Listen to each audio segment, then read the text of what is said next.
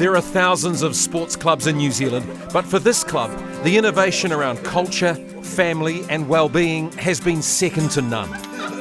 Starting as a rugby league club in the early 90s, it's now involved in a variety of sports. The University of Otago Innovation in Sport Award for 2020 goes to the South Pacific Rugby League and Sports Club. So you guys have been involved now for 26 years. It's quite an incredible time. Can you take us back 26 years and how that started out for you guys? I guess that's me. I was 6, so it started with the rugby league team. My dad was one of the coaches and played. A couple of our members that still play today, their dads or uncles were also playing then too, so it's really just kind of carried on like that. How long did it take before you got into progressing into different sports? So 2006 we started a basketball teams as part of the club for a bunch of us that were leaving high school. We hadn't played netball in a while. We'd had some of our younger friends from university that were the same. They wanted to play netball but didn't really want to play for any other clubs, so they just wanted to play with their mates again. So we were like, oh yeah, we'll have a netball team. That year we held trials and we ended up having 3 teams. We started playing softball again as a bunch of mates and brought that in under the club. Same with the volleyball. Same again with touch, so we have a bunch of our members that all play touch together, and the same thing, they wanted to make that more official and came under the club. There wasn't a lot of sports you didn't mention then. Yeah. Which is awesome. So you're giving your members every opportunity to play so many different sports. Do you find that your members play more than one sport predominantly? Yeah, I played basketball, softball and a little bit of league every now Dabbled and in some league. Yeah, so, but the majority of people play more than one sport in our club, and I think the good thing about the club is that if someone has an idea to start a new sport, then they usually put their hand up and will push for that to start, you know. It's a really tough time for sporting clubs at the moment. It's great to see you guys decked out in your merch here today, but how have you guys been able to carry on?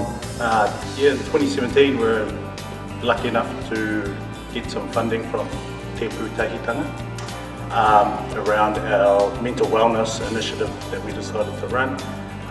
So like I said, we're user paid, and that little bit just helped us be able to run events for our whānau members. We had study nights for all those ones that were students, just to take a bit of pressure off, and at each of those there was a feed, so they didn't have to worry about feeding themselves, all that extra pressure. They can just come, do some study. We had people from the clubs that were tutors, and they could tutor some of the younger ones, so that was huge for us. Mental wellness to us was real big in that year. We had quite a few club members affected personally by mental health, so for us that was a huge driver of that funding, and we're thankful enough to get some.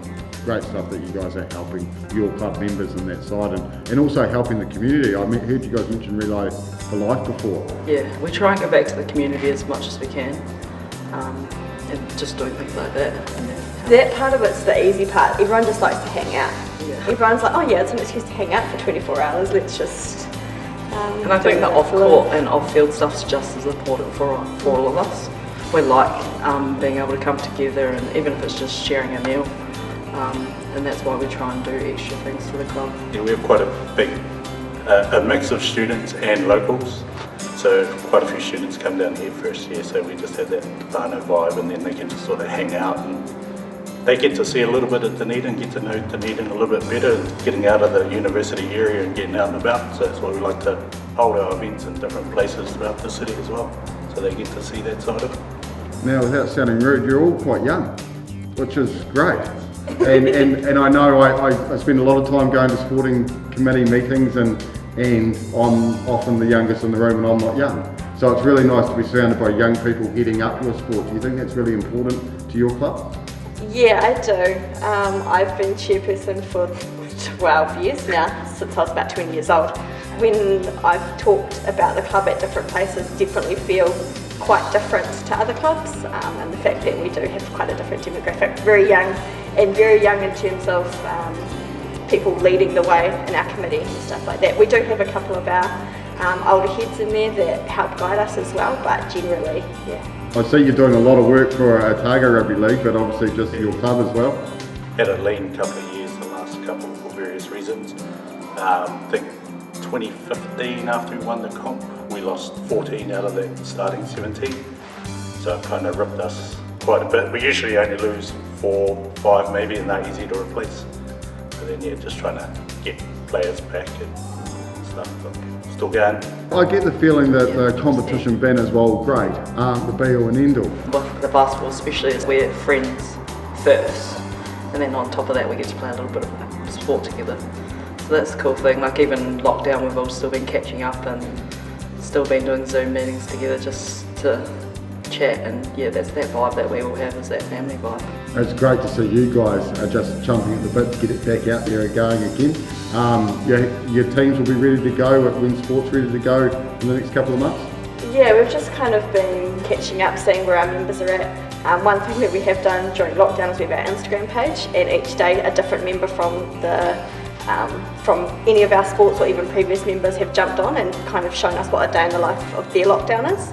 So for me, that's actually what's kept everyone really connected, and you can see the ones that are like, I just want basketball to start, or I just want sport to start, so that's been really cool to keep that. And that's been good because it's not just current members, like it's been past members that you haven't seen for a while, so it's been really awesome to connect again. It's just all about people want to be involved and be together. I know you do different things, that you don't have club rooms. So the last 2 years, Alhambra Union have been kind enough to kind of welcome us into their club rooms, which has been really awesome. But I think for some of our members it's still quite different. They're not used to it. We're not used to having that home. Every month or so we would usually have some kind of social event where we would go to different places.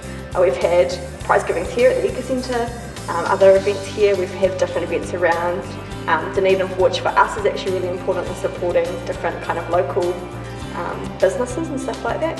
Yeah. Well, if I'm keen and I'm watching this video and want to get involved, how do I get hold of you guys? You can find us on Instagram, on our Facebook page, and through those are probably the easiest way. But then we have a club email address as well, people just get in touch. Congratulations guys, awesome club, awesome environment that you guys have created for the last 26 plus years.